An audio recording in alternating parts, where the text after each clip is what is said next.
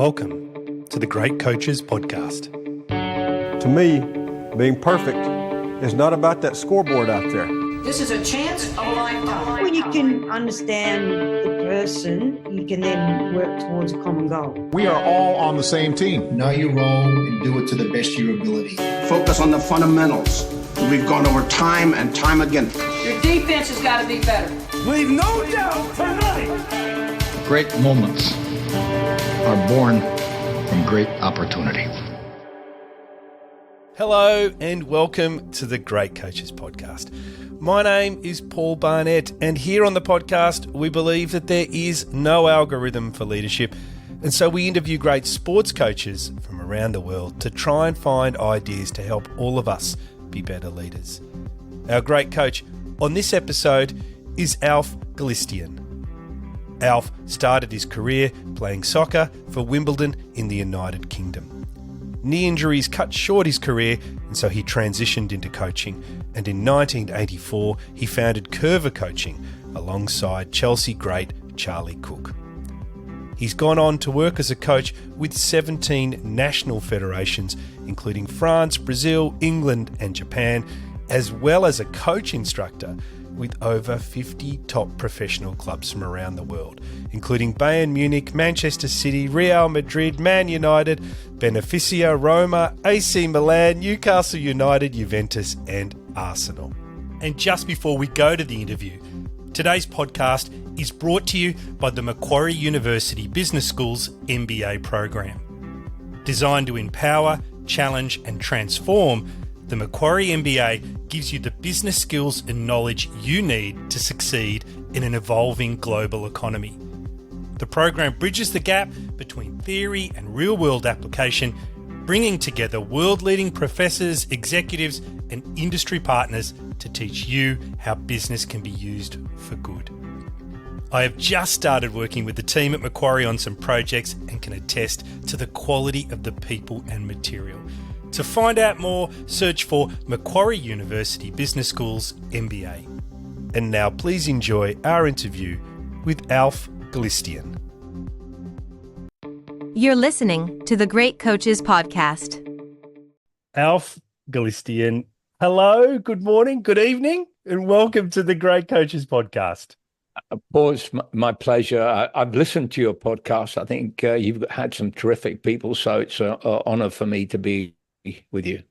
Thank you, Alf, for listening. Could I ask you though where you are in the world and what you've been doing so far today? Yes, so I'm in my home in Wimbledon, and grandfather duty, taking the kids to school, two of the boys, and I think that's my new career, Paul. Well, you have made a career out of teaching kids, so we're going to get all into that through this interview. But I want to start, Alf, if we could. Can I just start by name checking? There's Arsene Wenger, you've worked with, Sir Alex Ferguson, Gerard Houllier, and we were just talking about Eddie Jones, of course. And there's a pile of other coaches that I can see that you've had interactions with when I was researching and preparing for today. But Alf, you've seen the truly great ones up close. What do you think they do differently that sets them apart?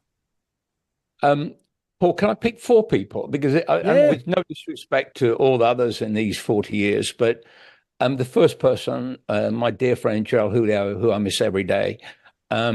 Gerald in 94, when France didn't qualify the World Cup, invited me to the national training centre called Clairefontaine. It's just outside Paris. And Gerald wanted to revamp the whole French football education, and he's wonderfully successful. They won 2 World Cups and Euros under him. But what he did with 2 things which taught me a lot. One is that he, with half an hour's notice, asked me to make a presentation to every French national team coach, including Amy Jacquet, the women's national coach, the under-17, the who of French football. And he gave me, I think, 14 boys. I think Anelka and Henri were in that group. And I had 45 minutes to present why I thought Curva could be good. Curve coaching, which I'm the co-founder, could be good for France. And it taught me two things. One, that Gerald was after consensus. He wouldn't force things, even though he's highly qualified. He was a technical director of France. He could have just said, look, we're going to do this. He didn't want to do that. He wanted consensus. So I think I learned that. And the second thing is that when he introduced me, he opened up with a line that I stole. And he said, when you're speaking to somebody and they say they know, there's nothing you can teach them. And I always sort of, that resonated with me. And all my career for almost 40 years, and since I met Gerald too, was I don't know. And that equals I need to learn. And even at this late age, I'm at the end of my career, I'm curious. And so he influenced me there. The second person was Christine Lilly, legend in world, women's football, two-time Olympic gold, two-time World Cup champion. And Christine was a curver kid in our American program, and first met her when she was 12 or 13. Anyway, she's the mother of two teenagers now. And I've mentored her, and she taught me the value of the women's game, the potential of the women's game. The third one was Jürgen Klinsmann. One of the smartest and to me the nicest people in football. When Jürgen was coach of Bayern Munich, I was a coach's educator. And so what Jürgen taught me was the importance of the mental component of the game. I obviously having limited education, and I certainly didn't really appreciate the importance of the mental component of the four components: technical, tactical, physical. And Jürgen sort of really impressed me to follow that. And the last one is Arsene Wenger, who is one of the smartest people I've met in any field of life. I mean, he could have done anything. Of course, he was a legend at Arsenal and everything. So our conversations since he left Arsenal, especially, I've known him many years. Of course, I first met him in Japan when he was a coach there, and I was working in Japan. But this topic of emotional intelligence, and we'll get into it a bit later because it's one of the topics I'm interested in. But it's, again, the mental side of the game. And what does it mean? Well, it means things like resilience and not giving up and dealing with losing and things that happen in life too. So Arsene had a big impact on me in that way. You're right, we're going to get into emotional intelligence in Japan and all of those things later on. But let's just start at the beginning. I mean, you were a professional player. Knee operations cut your career short. You got into coaching, but it was an encounter with the great English coach Bobby Robson that really gave you momentum. Could you tell us about that? If I can backtrack a little bit. So when I was 16, I did sign for Wimbledon, my local club. I didn't get a professional contract. I had two knee operations at that time, and needlessly, I mean, I'm sure some of your listeners have been through thousands of sort of life situations. Unfortunately, my mother died in that year, and she never wanted me to be a footballer. So I had all that. That was a double sort of whammy, the two knee operations at 16, and then. But I was at the club. I played in first team at 17 in some pre-seasons, but. Early on, I went to Harley Street's famous place in London for doctors, and there was no way I could play and train at the same time. So 3 years of kind of depression. And so what brought me back into more than 3 years, it was a guy called Stanley Matthews, probably the greatest 1v1 player of all time. I mean, I'm biased. And I met Stan through my brother, and he was saying, well, okay, you can't play. Why don't you coach? And I'm saying, I'm only 23 or 22 or whatever, 24, whatever I was. And he said, no, you can show skills because you've got the skill, you know how to show skills, And so Stan Matthews, huge influence. Then I met Charlie Cook, the greatest player for Chelsea, I think, in my view, almost 50 years ago in America, where I tried to play again. And we both married American wives. And Charlie sort of encouraged me. And then Will Curver, of course, in 83. And then I was into it. I started trying to get my licenses, and I got into it. So I've got to start with those three. Now, Bobby Robson in 84 brought Will Curver, who's inspired Charlie and I to start Curver coaching, to Lilleshall. And I was doing my full badge. In those days, in the qualification, you had the full badge was like your main license. And it was a place called Lilleshall in England. It was a national training headquarters of the English FA. And Bobby brought Will Curver, this great Dutch coach, who had these new ideas. And at the presentation on the first day, Will said two things. One is that the ball is the foundation of the game. And I'd never heard that. And two, that in the formative years, 8 to 14, say, you as a coach, as a teacher, you're not working on the team, you're working on the individual. And I'd never heard that either. And so for 3 weeks, I sat next to him at breakfast and I called Charlie. In those days, Charlie and I had a soccer camp in the US. We were trying, in America, it was very common. And I said, Charlie, I think we can have a theme for our camps, to be different. And so I spoke to Will anyway while I was at Lilleshall, and short story, I offered him some money for the rights. Will didn't want to be involved in any business. He'd got a job in Dubai, and I bought the rights for what's now known as Curver Coaching. So one misunderstanding was Will was with us. Will wasn't with us. It was Charlie and I that founded Curver Coaching in 84, and Will went to Dubai. And of course, I remained close with Will until his death. But Curver Coaching was started by me and Charlie based on, luckily, Bobby bringing Will to Lilleshall. Now, that business has taken you all over the world. I mean, your bio says you've worked in over 30 countries, 17 different football federations, and over 50 professional clubs. And there's the who's who in there, Arsenal, Real Madrid, and so on. I'm really interesting, Alf, is you've gone through, you're a global citizen. And I'm wondering what this experience has taught you about the art and science of communication. Can I pick one country again? Because we'll be here for 30 odd years of 30 countries. Japan absolutely hugely influenced me. The culture influenced me, and so if I pick on that with communication, so let's say there's three types, right? One is verbal communication, and how the Japanese are so courteous and how they speak to each other, and that respect. But that communication can, that bonding that it can have. Also, as a teacher of football, I learned a long time ago. When I started coaching, I was useless. I'm maybe still useless, but I was useless then. In that, I used to talk too much, stop everything too early, and I learned that there's an art to teaching, and that speak at the right time, right place.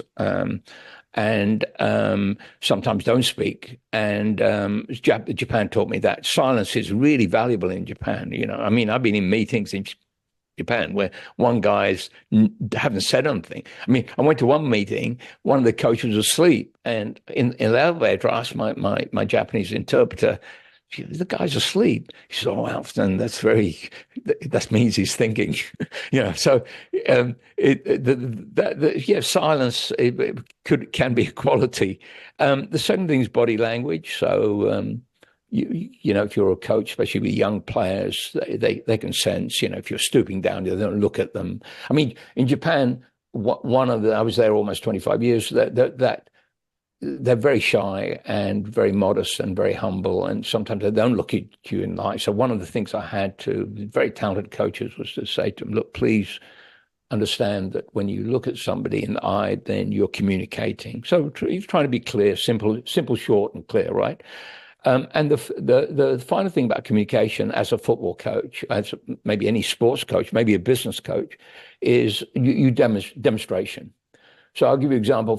In curve coaching, we have 77 1v1 moves. That 1v1 is when you beat a player, right? So, I mean, who needs 77? I'm not saying any player needs 77. But over 40 years, Charlie and I have devised 77 1v1s. So you can't talk that, or you can't talk first touch receiving the ball, or you can't talk passing.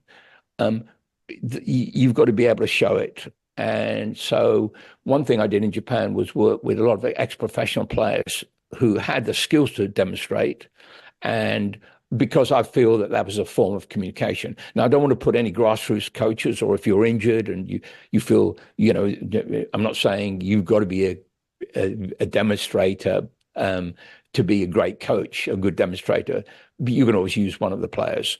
But I do feel it's a form of communication, seeing that rather than talking. Like I said, when I started, I just used to talk so much.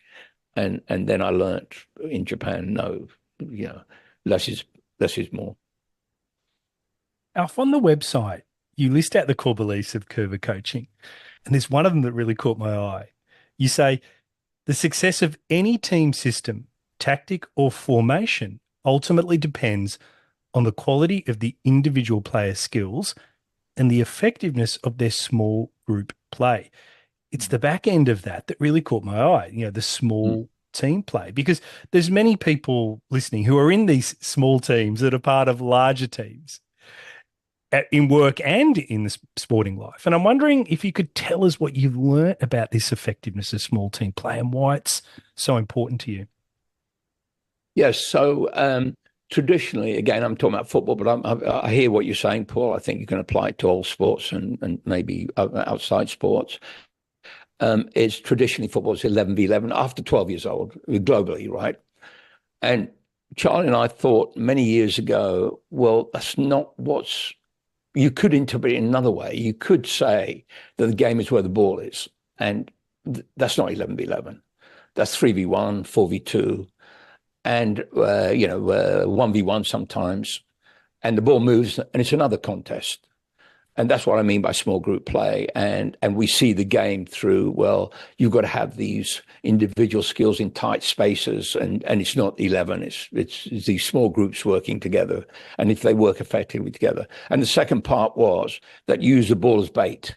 So that the idea is to get the other team to come in and press you, and then you move the ball to another area and you try to get an advantage of the other team, either numerically, so 3v1 or 2v1 or whatever, or you've got a very good technical player who maybe like Ronaldo can play, or Messi maybe, who can play 1v1, and that's also an advantage.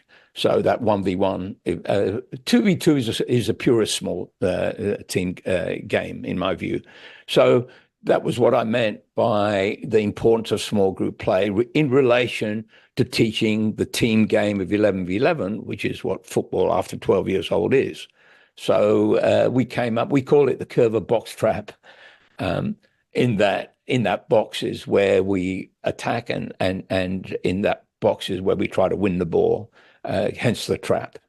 And when we win the ball, then leading onto the Curva box trap is this idea, and I think it's here for the future, is that the game will be one of possession, which is difficult, but then that's our job as coaches to give the players the individual game core skills so that they can play that game. They dominate the game by possession of the ball. Ah, fascinating. Can I take you from this idea of small box play to this work you do with Dr. Peter Bain? Now, I've been researching him in preparation for today. He's one of the world's top neurologists.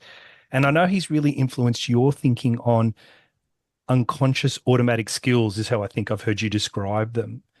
Mm-hmm. Can you tell us about this philosophy and potentially what you've learned that people can apply to their own lives? Yes, well, of course, I'm, as you say, Paul, he is I think one of the world's he's a world authority on motor disorders, movement disorders. I think he's written more papers on Parkinson's and movement disorders, etc. I met him one day by chance in Starbucks 15 years ago, and he recognized me. He got one of our videos, and I didn't realize he was a UEFA B license coach. And so let's fast forward. I meet him when I can, when I'm in England, on Wednesdays in Barnes for coffee. I've learned more from this guy than not any great coach, but any great teacher. And again, I was saying how Jurgen and Arsene have influenced me on the power of the mind, the importance of the mind. Well, Peter closed, ticked all the boxes for me. And a couple of things. One is, how does the brain learn skills? So he told me that what we were doing in Curva in our drill DNA about repetition, and then complexity of repetition, and then speed of repetition, was how the brain then wired the memory of the skill in the brain. And then the Curva method being a step-by-step, increasingly difficult, so you start easy and make it more difficult, actually was what the brain liked, and was able to fire off all the neurons that connected very effectively and efficiently. And so he gave support to Curva, that science support to Curva, but was also very interesting for me and Charlie, because we were on the right track. I mean, how we got on the right track, God knows. But we intuitively, I think we understood that when you've teaching a skill, you've got to sort of progress on to where it's under full pressure, as it would be in their match day or game day. And Peter confirmed that. And then the second thing that he explained to us, because skill without decision-making is not effective in the game, was how the brain processes decision-making, i.e., he said, well, look, this is what, unless the brain's damaged, this is what happens. You look, so what do you look for? You look for your teammate, you look at the opposition, you look for space, and then you decide, and then you do or you don't do. And so why was that important? Not academically important, but it gave Charlie and I a clue on our drill DNA, that we had to sort of evolve and make drills and games that actually incorporate what Dr. Bain was saying into our skill teaching. You said something interesting in there, Ralph. You said how you learned about all this, God knows. I think just from reading about you, you've just got a thirst for learning. I mean, you mentioned it in the start. We talked about curiosity. I think you've just got a hyperactive thirst for learning. And I wonder whether you see that in yourself, or whether it's something that you don't see potentially as being one of your superpowers. I'm curious and I'm motivated. So, and I'm not young. I'm in my late 70s. So maybe that's a real Peter, Dr. Bain is saying, look, one of the reasons, and maybe this is a lesson, Paul, you've got many, many more years. Maybe this is a lesson, right? Well, Pete's always saying the mind's a muscle, right? And I've exercised, and I exercise that muscle. But something must be motivating me, and I think it's curiosity. And the fact that what my dear friend Gerald was always saying was, I don't know. So I've got to say to you now, once I know, then my curiosity will disappear. And therefore, I'm always trying to remind myself, I think about this, the way I describe the box, our Curva box trap, or the 40 years of drills and games Charlie and I have devised. I've got to keep saying it could be better. We could know more. And so it's really a decision to have a frame of mind that remains curious. Because once that disappears, like my wife and daughter always say to me, it's time to retire. And my son says, no, don't, Dad. So I'm going to go with Jim. I think that's a good idea. I've interviewed multiple coaches in their late 70s, and their energy to learn and find new way, not just learn, but to then bring that learning into the bear and the way they innovate is a common theme, whether it's Eddie Reese with swimming. I mean, I spoke to Sir Graham Henry just a couple of weeks ago. I'm trying to think off the top of my head, other people in their 70s. Oh, Mr. Buchanan. I don't think he's quite 70 yet. He probably won't like me saying that. But I think it is a trait that's there, this ability to go from learning, curiosity to learning, then to innovation. But Alf, can I switch gears a little bit? Because I want to potentially take us in a slightly different direction. I've got this great quote from you. You say the coach is in control of the pressure on the player. Now, I wanted to extrapolate this a little bit because a bit of a theme these days. I am I'm an executive coach as well, and this idea of putting pressure on people and finding the right level of pressure is a big. The world is changing quite rapidly in this space. There's a lot of American coaches getting sued because they put too much pressure on people. Yes. I wonder what you've learned about the most effective way to apply pressure without overstepping the line and going too far. Yes. So because in curve coaching, we focus on really 6 to 16 years old. And therefore, you start on the basis that it's love of the game that you've got to sort of light that fire of love of the game of those age groups, and they might stay in the game. So if you like something, you do it more, and you do it more, you get better. So then, as a teacher on the practice field, which I'm mostly interested in rather than match day, is then the DNA of what you're teaching, which in football is the drills and games, has to be enjoyable to that player, so that they have fun and they like it, and then that motivates them and they're easier to teach. So you've got to remember the age groups. So the age groups are different from 6 to 8 years old, what you do from 8 to 11, what you do from 12 to 16, what you do. And therefore, it has to, whatever your drill DNA, your lesson planning, your session planning, has to be appropriate to their age group and their level. So the professional academies, boys and girls are going, I say girls, most of these boys, going to professional academies in all the countries I've worked with. And you won't believe this, Paul, some being identified at 6 years old, which I think is that's bizarre, but let's say it's happening. But then, at these, I suppose, let's say 8 to 12 years old. So, what you teach an 8 to 12-year-old, how you teach them is going to be different from when they're 13, 14, 15, 16. Physicality and hormones and everything kick in. And then 17 plus is probably the last age group, development age group. So it has to be appropriate. And again, you've got to divide that into grassroots, kids who will never become professional players, but 99% of the world play for fun, and how you can give them that fun, that an enjoyment, and keep them in the game. And then the 1% that have a chance, and even that 1%, only 1% of them ever become pros. But you have to then change your lesson planning, like any teacher, I guess, or any business person dealing with training of people. And then in Curva, we've got what Charlie and I devised was called the Curva Skills Bridge, which is the Curva method. And the Curva method is a step-by-step. So you, let's say, for example, passing. So you repeat the passing, and then you have a second as you're crossing the bridge to go over the bridge.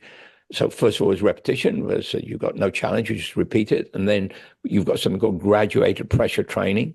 So graduated pressure is where the coach is in control of pressure. And to your question, that I control how far the defender is from the attacker, or can the defender tackle even? It's called limited pressure training. So the defender doesn't tackle, it just stands off. So I'm in control. And then you've got to go to full pressure. So the player's in control there. So coach control, player control.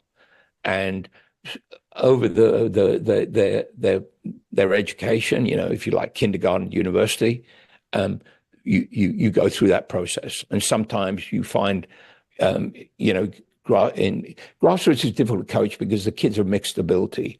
And with no disrespect to my professional colleagues, when you're working with professional players, it's not so difficult because they're all about the same level. You can imagine grassroots, you've got some kid who wants to be there and some kid who doesn't want to be there, and you've got to deal with that. So in one way, dealing with professionals is a little bit easier, in my opinion. And the curve of skills bridge is a way of then the coach being in control and then letting that control go. And now I can't tell you if it's 2 months or 2 years or how long it would take. But it's a process, and I think the best example I can give you is, kindergarten. You do something, you go to primary school, then you go to high school, and then you go to university. And I think you've got to deal with these young players, which curve of coaching is involved with the development of young players, is exactly in that way. Alf, you started then by talking about 6-year-olds being identified as future talents. Mm. But you do talk a lot about talent pathways for athletes. You do address it in a lot of your written articles and in a lot of the podcasts I've heard you on. What have you learned about the right way to create talent pathways for people in teams or organizations? Well, so if let's go with I've worked with so many professional academies as a coach and instructor to the coaches there, and so I think there's commonality. So players are identified. Now, I've got to also say that I won't pick a particular club, but let's say top pro club, and so they'll identify a boy, or let's stick to boys at the moment, but girls, of course, too, at 8 or 9, and it depends if that player has a good day or good days and when they're watching him, because for every one kid they pick, there's 50, I would say to you, as good as that kid. So there's a lot of luck involved in kids being selected for academies, right? And also in my long career, I think I've seen one player that I was right about at under 12 become a top professional. So it's a very difficult, because all sorts of things happen after 12 years old. Maybe social things as much as physical things. So this prediction it's very difficult to predict. And then I think,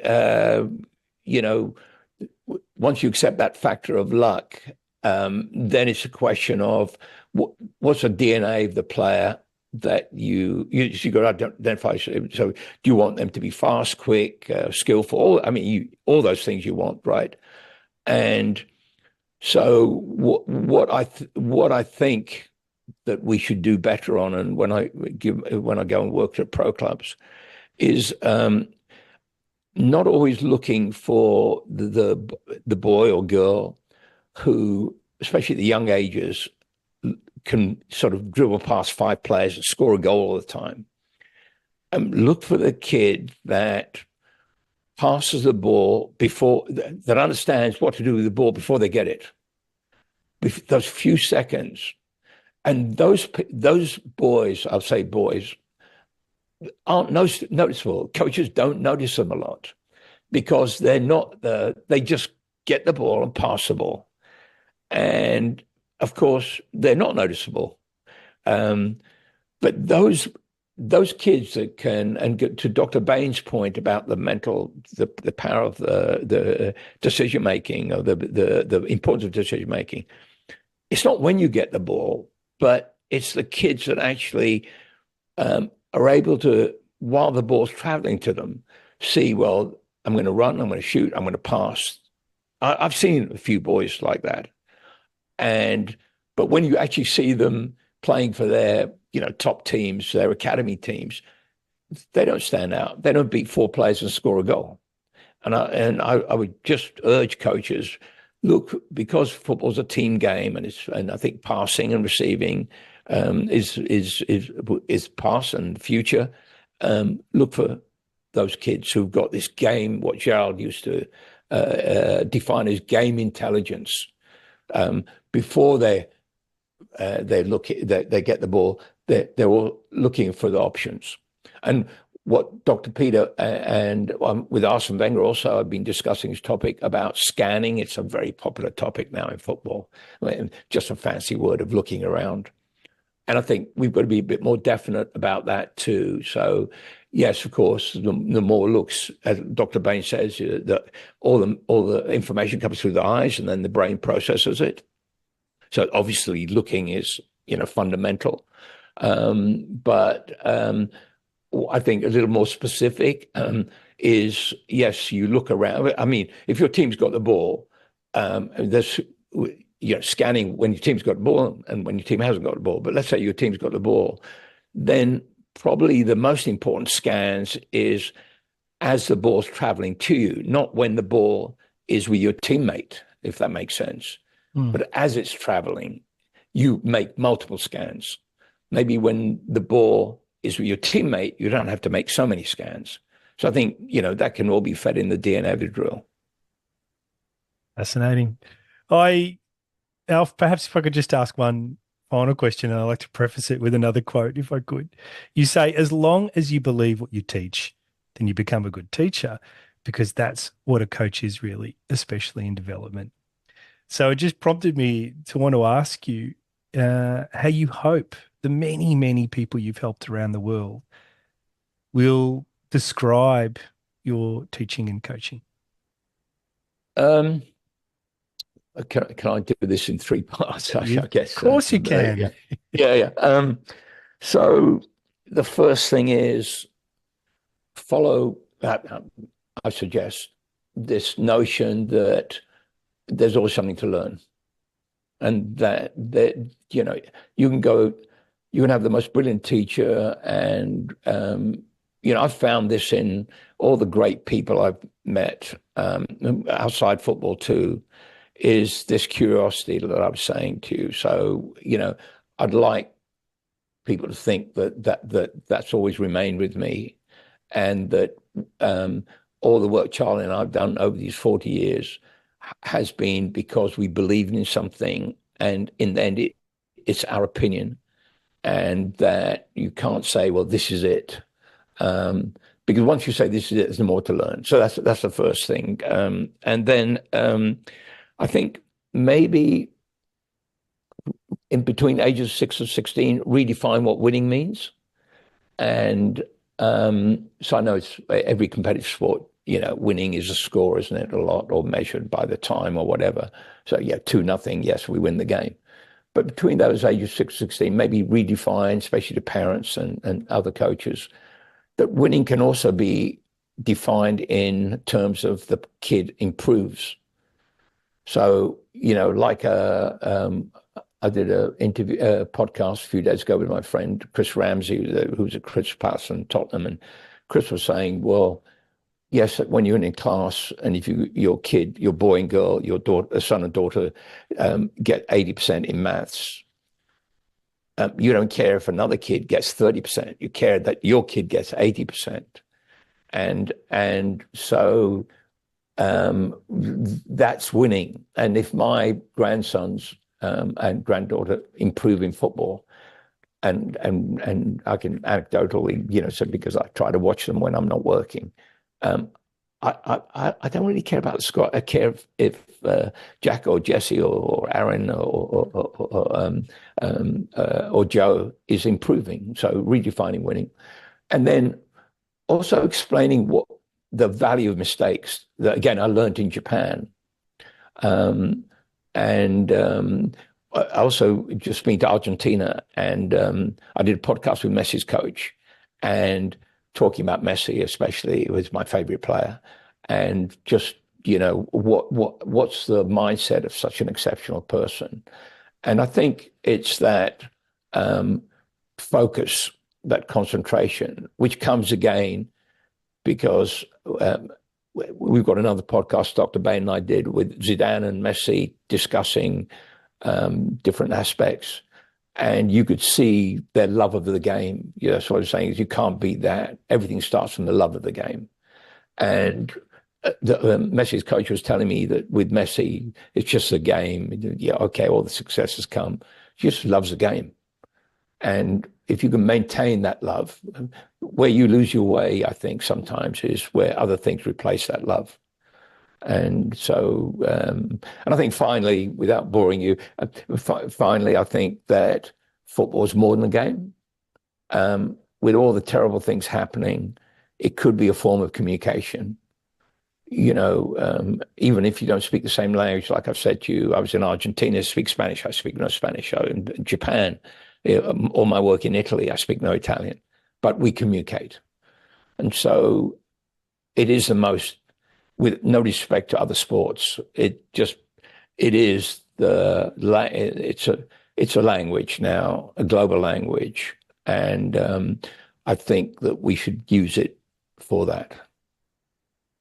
Alf, I love this idea of losing your way when other things replace your love of the game. I think that's such an applicable statement for all of us in all aspects of life. So thank you so much for spending a little bit of time with us and taking us through your journey. It's absolutely fascinating, some of the people you've interacted with on that long journey. And I wish you all the best for, running those grandkids around to their soccer practice. Oh, well, Paul, thank you. And I love it. Like I said, I listen to your podcasts. You've got some fascinating people. I'm learning also. I'm taking things from them. I really do think that other sports, certainly in football, we can learn from other sports. And like Eddie Jones and I discussed, rugby and football, we can learn from each other. Thank you, Alf. My pleasure. Hi, everyone. You have been listening to the great coach, Alf Galustian. I hope you enjoyed Alf's stories of coaching and influencing from around the world and found a couple of ideas that you can bring back to your own team for discussion. When I listened back, some of the highlights for me were his view on the power of silence as a coach, which he learned through his long association with football in Japan. The importance of speed and complexity of repetition in building the mental pathways to develop skills. And when evaluating footballers, look for players who understand what they are going to do with the ball before they receive it, as they are the ones who have the type of mental power when it comes to decision making that works at the elite level. I hope you enjoyed it as much as we did. And just before we go, if you have any feedback, then please let us know. Just like Mark Anderson, who said, "Coaches who care enough to listen can change lives." Thanks, Mark. We love the interaction with the people around the world who listen. And so if you have any feedback or comments, please let us know. And of course, if they're positive ones, then let a friend or two know as well.